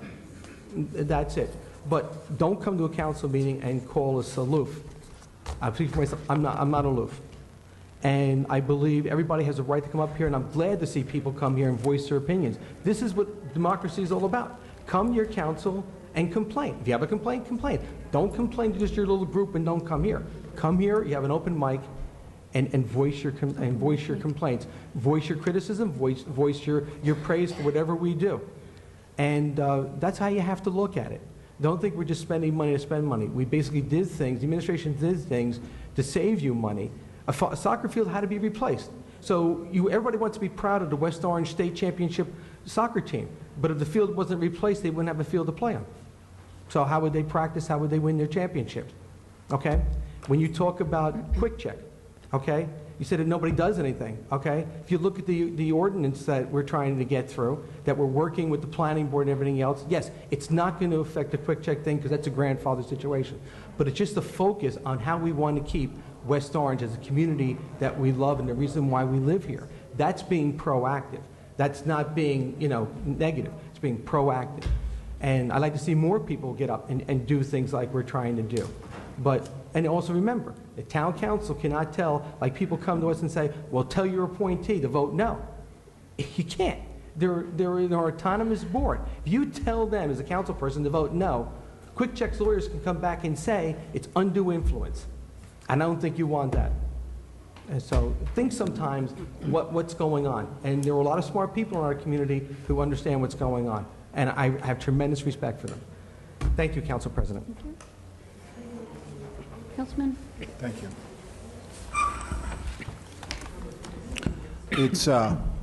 It's been another unfortunate council meeting, particularly with public comment, and this conflict has been going on and off for the 4 years I've sat up here. And I sincerely say I understand your frustration, you and the public who take the time to come down here and talk and pursue an issue and feel that you do not get adequate say, particularly when you're able to say one thing and then you have to sit down and listen to whatever we say and cannot respond. So I understand that frustration. But that does not mean that we should not try as hard as we can to keep a civil meeting. And if you want to speak, you have to rise and ask the council president to speak. You can't be yelling out, and we can't be yelling at you. And I understand your frustration, but perhaps you guys setting an example for us will help make things better. I want to thank everybody who came to talk about the cats. A lot of great information was shared. I'm not going to go into it, but I'll just say this. I talked about the research I did back in September that showed that feeding bans don't work, and it's extensive research that shows that trap, neuter, and release does work, and there's tremendous research that shows that. I talked to the experts, and I voted against this because it wasn't going to do anything to help. And you can see by the response here that I think I was right. But I do want to say this. There is a group of people locally, I saw a couple of faces here, that I've been working with to try to put together a group to develop a TNR program to bring back to the administration and the council. And perhaps the dam broke today and the group won't be moving forward anymore. But if anyone wants to be part of the group and you don't have contacts for some of the local people, you can just send me an email. It's jkrakowiak@westorange.org, and we'll be happy to pull you in on this.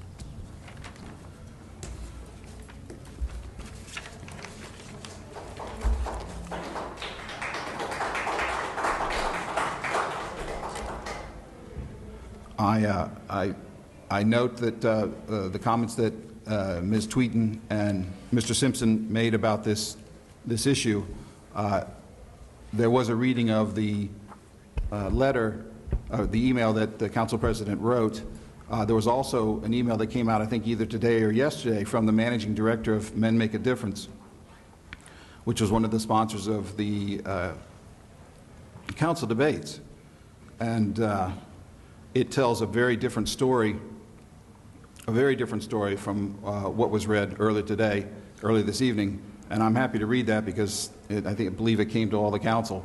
But I think it gives the other side of the story. And since it's pretty clear the people who are involved in this situation are not allowed to come up and speak further, perhaps I could just I could read the letter from Mr. John Blanton. It says, "To the West Orange community, rather than being diligent, gathering the facts and making proper inquiries, Council President/candidate Susan McCartney caused a firestorm when she extemporaneously made serious, unfounded accusations directed toward Men Make a Difference and the West Orange African Heritage Organization purely for political gain." I just want to say, I'm just reading this. This is the other side of the story, and I'm not in any way making determinations about whether it's true or not. The unfounded accusations were directed towards the two organizations concerning a relatively minor misunderstanding relating to the scheduling of a candidates forum. In order to fully understand all the facts and circumstances concerning this matter, it is imperative to outline the history of this incident. Men Make a Difference and the West Orange African Heritage Organization chose to co-sponsor a mayoral and council forum whereby the candidates would have the opportunity to express their positions on major issues relating to the upcoming West Orange election in the presence of town residents. Needless to say, preparing such an event is not easy since the location, insurance ramifications, dates, supplies, formation of committees, and volunteers to work at the affair must all be secured long before the date of the event. Collateral materials, press releases, publicity, and other materials must be produced as well. Men Make a Difference and the West Orange African Heritage Organization spent countless hours preparing for this event, Yes, we considered what we believed at the time were all potential religious holidays. Choosing a date in October is difficult considering potential conflicts with religious holidays and school and township events. As it relates to the Jewish religion, we considered conflicts caused by Rosh Hashanah, Yom Kippur, Sukkot holidays, and Saturdays. On or about mid-September 2014, notices were forwarded to the mayoral candidates and council candidates advising them of the upcoming forum scheduled for Monday, October 13th for mayoral candidates and Thursday, October 16th for council candidates. After receiving no objections from any of the candidates, including Ms. McCartney, we confirmed the October 13th and 16th dates and continued to make arrangements. Shortly thereafter, it was communicated to one of our committees that Irv Schwartzbaum, a Jewish council president, observed the holiday of Simchat Torah and could not travel on the evening of October 16th. Obviously, we were now in a bind considering we had made all of the necessary arrangements in furtherance of our contractual obligations for the forum. Council candidate Schwartzbaum had discussions with individuals from Men Make a Difference in the West Orange African Heritage Organization. In addition, correspondence was exchanged between Gregory Bullock, president of the West Orange African Heritage Organization, and me on behalf of Men Make a Difference, and Rabbi Robert Tobin of B'nai Shalom concerning the issue, expressing our disappointment in our oversight and sincere regrets for Mr. Schwartzbaum. We further informed Rabbi Tobin that contracts, insurance, and other date considerations were all in place for October 16th as it relates to the council debate.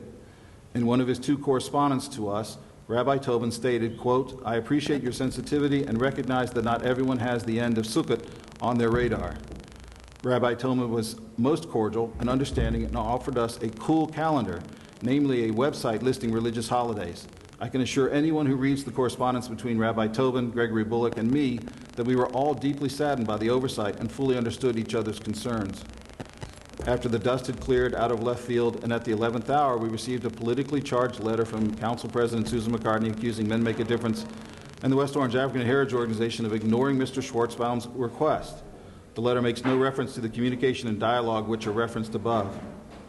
Copies of the letter were forwarded to Mayor Parisi, each Township Council, Board of Education and Human Relations Commission's member, Township Business Administrator Jack Sayers, Township Clerk Karen Carnival, and other individuals who had nothing to do with the logistical planning of the event. Councilwoman McCartney's letter was undoubtedly politically motivated for the following reasons. Initially, it was prepared and forwarded without any research of the facts. Secondly, there was no attempt on her part to ascertain the facts. This could have been accomplished simply by speaking with me, Greg Bullock, or any of those who were involved. If she had done that, her questions and concerns regarding the actions of Men Make a Difference and the West Orange African Heritage Organization would have been addressed. What was the purpose of distributing a letter to so many township officials and other individuals? In addition, Council President McCartney authored and signed the letter as West Orange Council President. Was she attempting to make these accusatory remarks on behalf of the Township Council? Was she attempting to speak on their behalf? This all adds up to political expediency in its simplest terms, which is very sad. Men Make a Difference in the West Orange African Heritage Organization pride themselves in understanding the sensitivities of all religions and nationalities, and we don't deserve this. We have apologized for this minor understanding. However, to date, we have not received an apology from Councilwoman McCartney. John Blanton, Managing Director. I just thought it was important to bring the other side of the story. I don't know what the facts are, and I think, if I understand correctly, the situation has been resolved. We have already talked about there's a rescheduling of the meeting. Let's just try to learn from this and move forward, and try not to let this happen again. Are you through now? That can I be? Or you have more comments? I would like to respond. I just have some more comments. Thank you.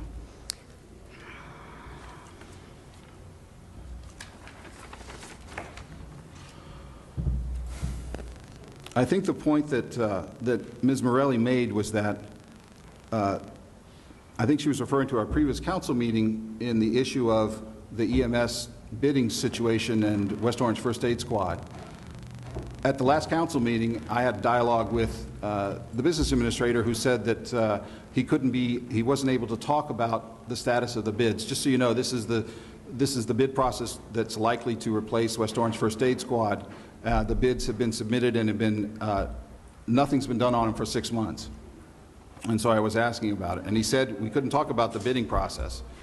And then at the mayoral debate last night, the mayor, if I understood correctly, said that there weren't 2 bids. He didn't say there weren't 2 bids, but previously in our council meetings we'd heard there were 2 bids. He said there was 1 bid, and that company, and I believe he mentioned Monarch, is considering whether it wants to move forward on the contract.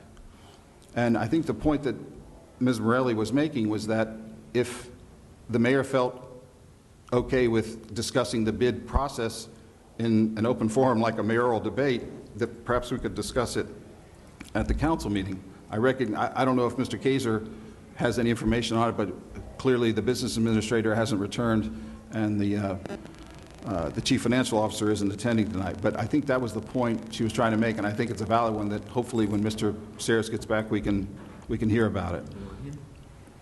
Yeah, that'd be fine. You want him? It's probably in the middle of that. Just on a couple other things, and I'll try to move off of this. Mr. Meyerowitz was talking about PRISM and the lawsuit trying to address the rejection of the petitions to move the $6.3 million in proposed bonds, taxpayer guaranteed bonds, to the project.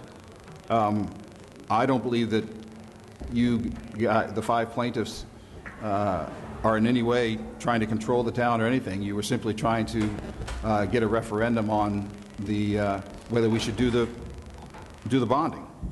So it wasn't anything that I thought that you were doing to control the town. And I voted against the $6.3 million in bonding originally, and I certainly wouldn't support $50 million of bonding for any future project. Mr. Simpson brought up the issue of the shared services agreement, and Councilman Guarino was responding to it, I think, sincerely, but I think what Mr. Simpson was talking about was something that I've been talking about on the council for 4 years, which is that state law requires voter referendum, voter approval of virtually all of school district bonding. And what has happened is, over the last 10 years or so, the school district has been able to make somewhere between $8 and $10 million of investments on the high school athletic fields and never had to go to a referendum because all of the bonding was done through the town. And in that process, it doesn't save taxpayers any money. It doesn't really matter whether the school bond issues the bonds or the towns. The one thing that it does do is it avoids the state requirement for voter referendum so that voters approve, that they approve these investments in the schools. And that's the point that I think Mr. Simpson was making. That's the point I've been making for the last few years. And all that does, it doesn't save anybody money. It simply avoids the voter voter referendum.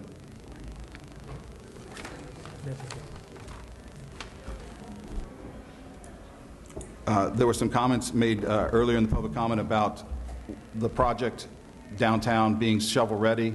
I don't believe it's shovel-ready. I don't believe the litigation is holding it up. There have been multiple comments by both the redeveloper and the mayor subsequent to the start of that litigation, in which they said that the project was imminent, was moving forward. What we've got now is a company that's more than $700,000 delinquent in property taxes, and it is an event of default under the 2006 redevelopment agreement. And what I think we should do, and I've been urging the administration and the rest of my council colleagues, is simply send them a default letter and say you have 30 days to cure this default or you're out of here. That process goes on all the time, all over the state, but for some reason, we're not doing it here. In a couple of months, a couple of weeks, we will be seeing November 1st property taxes come due, in which case PRISM is likely to go over $1 million delinquent in property taxes. The information that we have shows us that they do not pay the mortgage on their CVS property on Main Street, haven't done it for years, and have actually tried to sell that property. They went through foreclosure on the Barton Press property. There is plenty of reasons why they cannot move forward and obtain construction financing that has absolutely nothing to do with the litigation. And that's all. And now that Mr. Sayers is back, maybe we can answer that question about... Do you the question came up about the bidding on the West Orange First Aid Squad. We don't have any, the mayor made a comment last night about the bidding process and the committee meeting. I wasn't there. The question is, excuse me, question? President Go right ahead. At last night's debate, there was a discussion about one vendor possibly considering entering into a contract. However, at the last council meeting, we talked about how we couldn't discuss anything because of potential litigation, and the question is, what is the status at this point? Why was it discussed yesterday? And we weren't able to discuss it What at did the he last actually council say? meeting. I need to know what he actually said. Were you not there when he was, No. I know you were there last night, I was but you weren't. there, but I wasn't there for the whole. I can address it. Monac? Maybe I can do this better. There is a matter of potential litigation still pending that we're trying to resolve, and it has not been resolved as of yet. And if that gets resolved, not that it has to be resolved, the decision is going to have to be made on one way, to go one way or the other with the bidding process. That decision has not been made yet based on some legal issues. That's right. So I recall the mayor, after he said I had virtually everything wrong about what I was saying about Wolfus and the EMS situation, he said that there was one bidder, and I had understood in previous comments at the council that we had two bidders. There were two bidders. Is there still two bidders? There are two bidders. Okay. Because I thought he said that there was one bidder, and he said I was there last night, not for the whole thing, but for part of it, and my recollection is he said that one of the bidders suggested that they may not be interested in the contract. That was what he said. And if he had asked me or, beforehand, I probably would have told him not to talk about this because there is a potential matter of litigation. He said what he said, and I don't know what we could talk about today beyond that. So, and I don't even know which bidder it is. So I'm not involved in that aspect. Mr. Trank's firm, I believe, is handling it, so I can't really speak beyond that. the other question I just had, is there a timetable of when we're going to make this decision? That's going to depend on the legal department. Okay. And I think it's going to have to come to a head pretty soon, personally. But that's my personal opinion. Okay, thank you. I wanted to go back to the letter that was just written because now I do feel like I've been put on the defensive. There was a comment there that Mr. Blanton says that he's sad he has not received an apology from me. I don't feel, and I just read my letter, I did not feel that there were any discriminating comments made in the letter that I wrote. I still believe that it was a simple question. A candidate was being excluded, and I wanted to know why. The history that was just read and all the supporting documentation gives you the history of what happened up until that point. But no effort was made to change and reschedule the date. That's how it ended. They chose not to reschedule. I give Greg Bullock, as the current president of the West Orange African Heritage Group, he made an outstanding effort to move the forum forward, and I give him credit for doing that. Once he found out that all the candidates were, there was a conference call, once he found out all the candidates were available the following Thursday, we had a conference call. What I was helping him do, though the high school was not available on October 23rd, this coming Thursday, we have 10 other schools. I provided the contact information to find out the schedule of the other 10 schools. I went to the county to find out if the conference rooms at the South Mountain Recreation Arena were available. And I also, because I was at a chamber meeting at the Wilshire Grand, asked about the Tuscany room, which happened to be available on that night. They chose not to move forward with that because I don't know why. So I just do commend Greg Bullock for moving the organization forward and continue to sponsor the forum. Council President. I think providing a letter, giving us a history, doesn't really add anything to the conversation. Council President, I just want to add, we all talked about making sure everybody's voice is heard. I'm also a candidate for re-election, as you know, And I'm glad that we're able to move it, and I do want to thank Greg Bullock as well. I wouldn't have felt comfortable excluding a person of the Jewish faith just because of a Jewish holiday. There's something inherently wrong with that. And I'm glad that you were able to figure it out, because I didn't know about it. And I would have been very disappointed if I was there and not everybody would have participated in the process. It's good now that everybody's voice is being heard and we're all able to make our positions known and our candidacy known. So it's kind of good that this came out in a way, and it's just the way it came out and the hurt feelings. I personally apologize for that. I mean, I know that there's some opinions as to what kind of intent there was behind that, but the good thing is that on Thursday, we're going to hear from all the candidates on the town council, and especially someone of the Jewish faith, which is an important community in the town.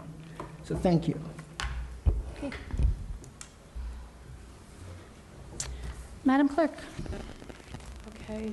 The consent agenda, approval of minutes of previous meeting, public meeting, October 7th, 2014. So moved.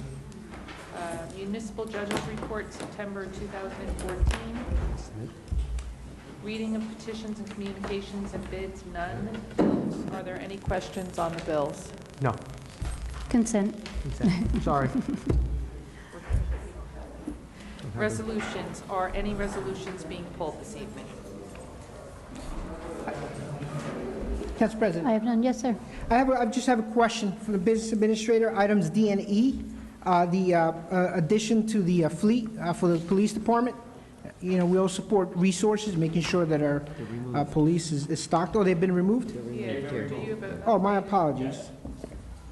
There's a revised agenda in the, on our Very desk. good. I'm sorry about that. I'll ask it, should it be put, I'll ask the question, should it be put back? They should be on next meeting. There was just an issue with regard to buying them without forfeiture funds, so I'm trying to rectify. Thank you, Council President. Councilman Cook. I would like to pull Agenda Item B, Resolution 191-14, resolution authorizing change order number 1 in the amount of $190,000 for street improvements. Anyone else?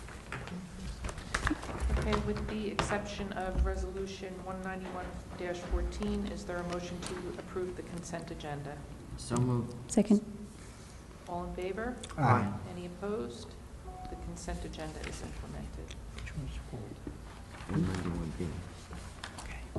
Have your questions? Yes, thank you. This is a resolution that's adding roughly 20% to the road construction projects that are going on right now, and seeks to add 3 more streets to the project. I didn't see, oh, there's Mr. Lepore, great. I wanted to ask a question because I noticed that on one of the streets that the current construction is going on is replacing a bunch of the sidewalks. And I'm just wondering how widespread the replacement of sidewalks is in the current project, and then also whether you have any plans to do that with the 3 streets that you want to add. Was there any street in particular that you saw? Because I know on... It was Pine. Yeah, on most of the streets that are in this project, what's included is new curb. Curb usually necessitates the construction of a driveway apron or a driveway repair. And then we also make, since there's slight adjustments to the curb elevation, we make adjustments to the sidewalk that's through the driveway opening. I know a number of residents of Pine Street actually contracted with the contractor on their own, without really our intervention, to have the contractor at their expense pay for additional sidewalk work. So that's what's going on Pine. It's not us paying for it, it's the individuals while they're there. Again, I don't want to say that we're not doing any sidewalk, but a lot of, when you see a lot of sidewalk from home to home to home, that's being paid for by the homeowners. Okay. How about for the 3 streets that we're proposing to add with the change order? I'm sorry, I didn't hear the whole... Okay. The change order is planned to add 3 streets to the road construction, resurfacing, and curbing project.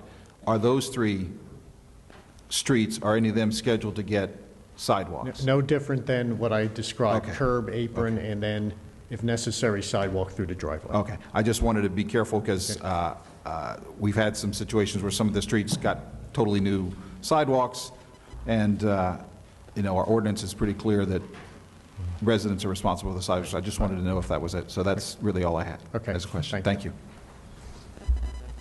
To that point, though, I want to read the streets, because in July, the Town Council awarded a contract for street improvements, and these are the streets that were included in that project.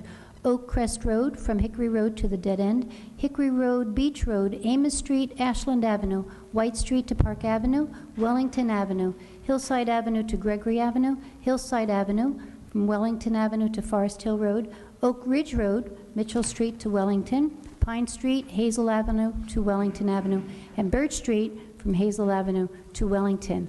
The resolution before us tonight adds 3 more streets: Vossler Court, Stamford Court, and Whitman Street. And the reason I read that is because while I am campaigning, the one issue that everyone asks for is when is their street getting paved. So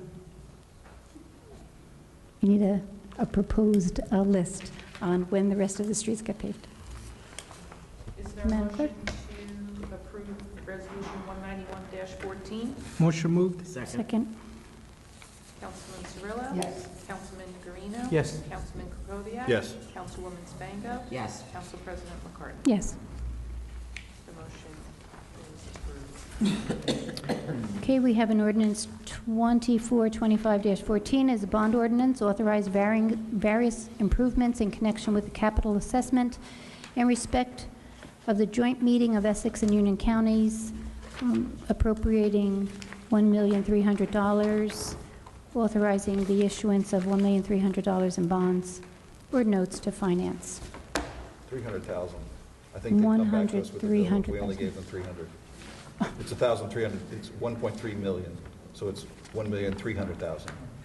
$1,300,000. Isn't that what that's what I said? That was the mistake. I mean, this has been revised because it did list it as 1,000. It is 1.3 million. Right. Is there a motion to introduce on second and final reading? Is there a motion? I'm making a motion to introduce on second and final reading. So moved. Yes, there will be. Is there a second? Second. Councilman Cirillo? Yes. Councilman Guarino? Yes. Councilman Krokoviac? Yes. Councilwoman Spango? Yes. Council President McCartney? Yes. Public comment. Public comment. Now would be the time to make a comment.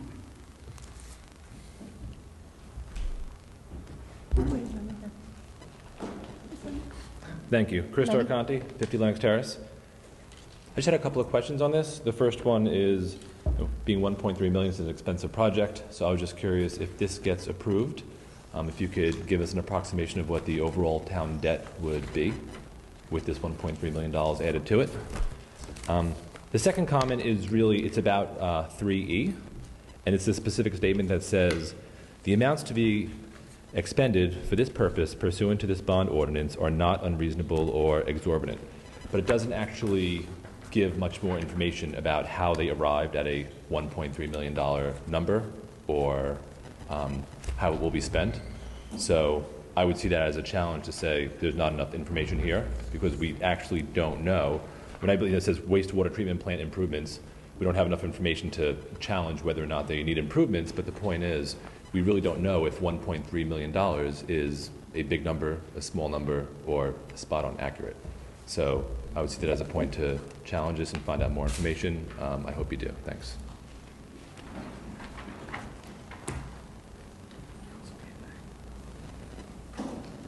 Jack? Two things I have to explain first. We're not going to vote on this ordinance tonight because the bonding is going through the New Jersey Environmental Infrastructure Trust Fund and has not been approved by the local finance board yet. But we have to submit all our documents to them for approval. So I think their next meeting is mid-November. So if in fact they do approve it in mid-November, we would vote to approve this on second reading. This is an assessment basically from from the joint meeting of Essex County, our sewer authority. Every town that's in the sewer authority has an assessment based on their usage. Our assessment was obviously $1.3 million. And if you do read Section 3A, it tells you what the money is being spent for the improvements. The improvements are for aeration equipment, improvements to the digester system, improvements to the dewatering facility, and including all structures and appurtenances, work or materials necessary thereof, and incidental thereto. So again, this is all run by them. We are part of the joint water sewer, and every town that's a member of this joint water sewer is being assessed X amount of dollars to pay for the infrastructure replacements. That's what this is basically about. So this is really just this is a vote to move it forward? Yes, because actually we've submitted all the paperwork, but we have to have it on second reading by tonight. But it can't be approved because the local finance board approves all the infrastructure trust fund money. And by borrowing the money through the infrastructure trust fund money, it's cheaper than bonding it straight up as the township. Because half of the money will be bonded at no cost, no interest, and the second half will be bonded at normal rate of interest. So it's cheaper to do it this way. But to answer the question that was just asked, so this is to move it forward, that's all. Then we will hear from the local finance board. Correct. And then we'll vote on it. And then So you can it will have come the up public for a hearing vote, tonight. and then we will have the answer for the Correct. debt statement. Okay? Councilwoman. Can I just say one thing? I think, Jack, it's also in answer to Mr. Durconte. The Township of West Orange did not come up with the $1,300,000. This is from the Joint Sewer Authority. It's done through the assessment of all the participating municipalities. So that's what they're saying West Orange's share is. Each municipality is different. So it's not the township coming up with that number. This is the Joint Sewer Authority, just so you understand that. Thank you. If I Councilman? could. Yeah, this is a much bigger project. This is just our piece of it, and we're a pretty small part of the overall joint meeting. Just to clarify, if anybody is reading the ordinance, there's a reference in Section 3B that indicates that this is an initial appropriation, which got me concerned about what might be coming down the pike. And the CFO, the town CFO, sent me an email back that said that there is no additional charge to us for this project that was planned. I don't know why the phrase is in there, but it's in there. And then to answer your other question, the prospect of issuing this debt has triggered the creation of what's known as a supplemental debt statement, and I asked for it, and if this is approved, it will put our outstanding debt up to almost $72.2 million, which I think continues to be a record for the township. That's up 21% since year-end 2010, up almost $12.6 million. And just to put that in perspective, we have another $3.4 million in emergency appropriations to refund or provide funding for successful tax appeals that'll probably be borrowed either by end of this year or early next year. That's going to bring us up to about almost $75.6 million, which will be up almost 26% in 4 years. So we're really adding on the debt. We need to, I think we need to be much more careful about the debt. And it's good that you're looking at that because it's a growing concern. Any other comments?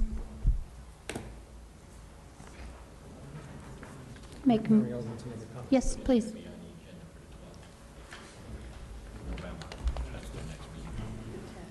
Mariel Clemenson, 4 Cherrywood Circle, West Orange. Just because it's still public comment, I guess, just ask a question of Mr. Sayers. How do we think about that from a budget standpoint? Is it an annual sewer fee? Is it a capital expenditure? It's probably being financed with bonds, bond anticipation notes, I suppose. It's actual bonds, not bands. It's going to be actual bonding, not bands, because it's being funded through the infrastructure. We're not actually, we have to pay it, but it's being done by the Infrastructure Trust Fund. Right, so half of that was, did you say a no interest rate loan? Half is no interest rate, and half is, will be whatever the normal interest rate would be on the bonds. For whom? For the For us, for the county, for township. Essex County? No, for the township. 1.3 million. Okay. Half of it will be interest-free, the other half will be normal, average, whatever the average interest rate is, once the bonds are taken out. So this will be like a capital expenditures. Is that how I should be thinking about this number? Should be thrown into CapEx and then financed with Well, bonds? yeah, I mean, you could say it's a capital expenditure. Okay. It's not coming out of operating, that's definite. That's not happening. Any other comments? Seeing none, I make a motion to approve ordinance 2425. Take no Oh, vote. we're not voting. Okay, sir. You need to close Well, the you need public to- hearing, and then somebody needs to make a motion to, you always call a table, and it's really postponed to a specific date in the future. I just asked Mr. Sayers to run the local finance board, would like to act on this, and their next meeting is when?